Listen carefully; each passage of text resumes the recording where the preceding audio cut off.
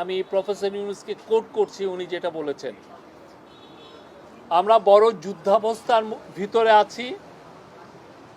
আওয়ামী লীগের কার্যক্রম নিষিদ্ধ হওয়ার পরে ডিস্টাবিলাইজ করার জন্য যত রকমভাবে পারে চেষ্টা করছে।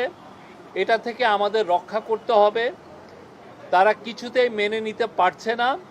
বিভাজন থেকে আমাদের উদ্ধার পেতে হবে, ঐক্যমত থাকতে হবে।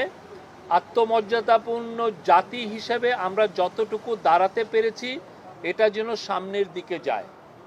সবাই একসঙ্গে বসাতে উনি বলছেন যে আমি মনে সাহস পেলাম। সুষ্ঠু নির্বাচন করতে না পারলে আমি অপরাধী অনুভব করব। আর তারপরে বলেছেন যে মহাসুযোগ পেয়েছি অভ্যুত্থানের কারণে।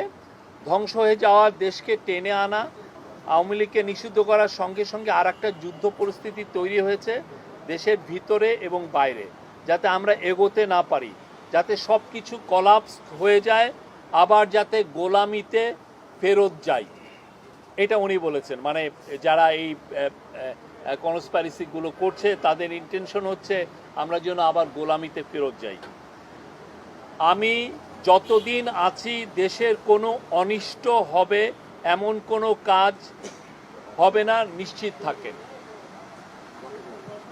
আমি যতদিন আছি দেশের কোনো অনিষ্ট হবে এমন কোনো কাজ আমাকে দিয়ে হবে না, নিশ্চিত থাকেন।